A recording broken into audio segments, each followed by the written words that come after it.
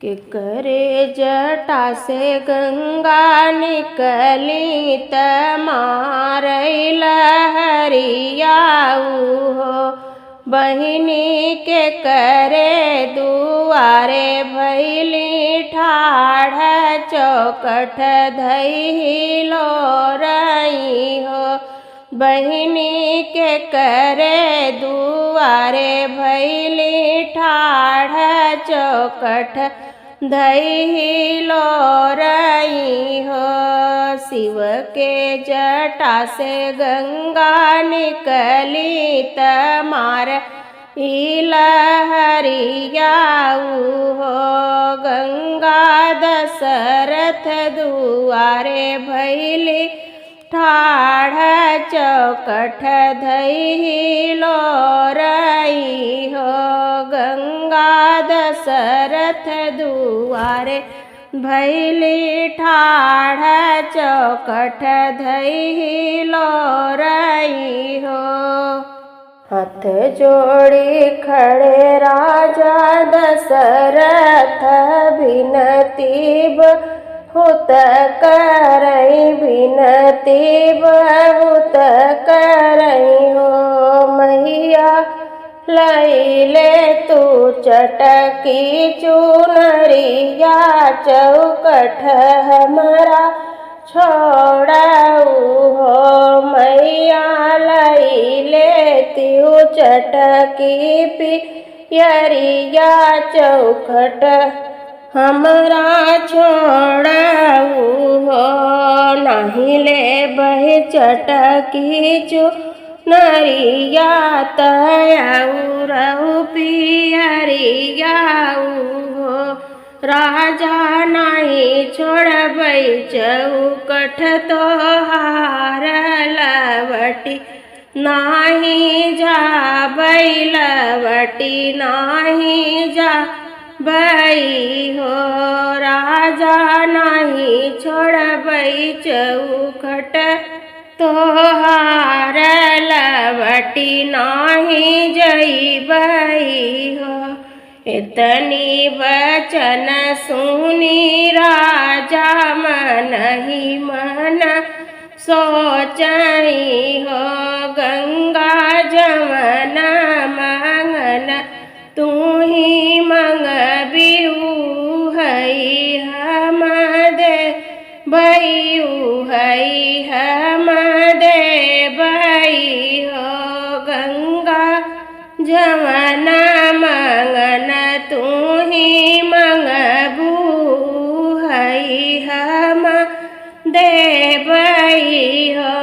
मन ही मुसकानी गंगा राजा जी से बोलई हो।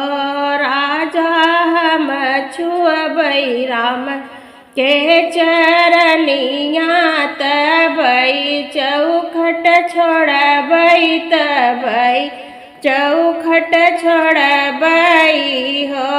राजा हम छुबई राम के चरनिया तबई चौखट छोड़बई तबई चौखट छोड़बई हो। धनी भागी तोहरई राजा जी धन्य कौशल्या माई हो। राजा धनी भाग बाटई हमार प्रभु के दरस पाएऊ बैकुंठ सुख पाएऊ हो। राजा धनी धनी भागी हमार दरस प्रभु के पाएऊ बैकुंठ सुख पाएऊ हो। हंसी हंसी छोड़बई चौकठिया लवटी हम जाबई हो। राजा धनी धनी भाग हमार धनी राजा दशरथ हो। राजा धन्य धन्य भाग अवधपुर धन्य मोरे राम जी, धन्य मोरे राम जी हो। राजा दशरथ जी के तीन रानी तीन रहली बाझिनी हो। रामा रोई रोई बीतई उमरिया त जगताना मारई हो। बहिनी रोई रोई बीतई उमरिया त जगताना मारई हो। दुखियन के दुख हरई खातिर कष्ट मिटावे खातिर हो। सखियाँ जन्म है सृष्टि के पालन श्री भगवान जी, श्री भगवान जी हो। कौशल्या से जन्मेनी राम सुमित्रा से लक्ष्मण हो। बहिनी कैकेयी से भरत भुआल महल उठे सोहर हो। बहिनी कैकेयी से भरत भुआल महल उठे सोहर हो। सीता बियही राम लवटे कैकेयी हठ ठानी बचन दुई मांगिनी हो। राजा राम के भेजऊ बन बास भरत बनियै राजा हो। राजा भरत के तिलक गाव सिंहासन बैठावऊ हो। आगे आगे चले हैं राम त पीछे माल खन भैया हो। सखियाँ बीचवा में जनक दुलारी त सब कर प्यारी नी हो। एक बन गईली दू सरबन अवरौती सरबन हो। सखिया पंचावटी में बैठिनी सीता मृगाए देखई हो।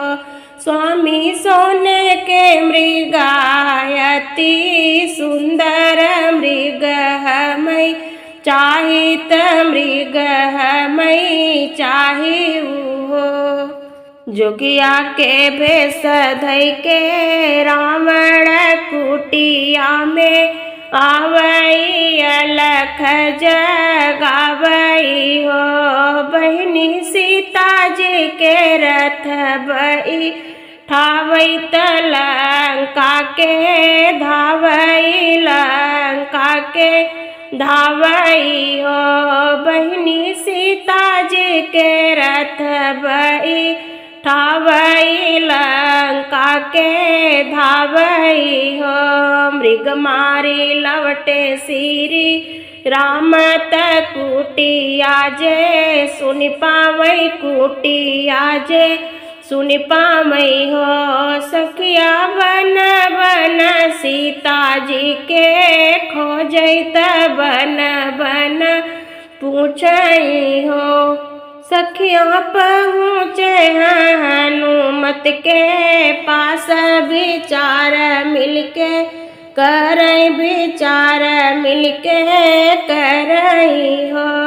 सखियाँ पहुँचे हनुमत के पास विचार मिलके करई हो।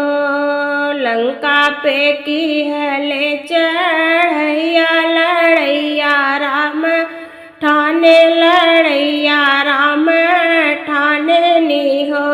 सखियाँ रावण के किए संहार छोड़ाई सीता लावई छोड़ाई सीता लावई हो। 14 बरिस बन काटी अवधपुर के लवटे अवधपुर के लवटे नी हो। सखिया घर घर बाजई बधैया त घरे घरे मंगल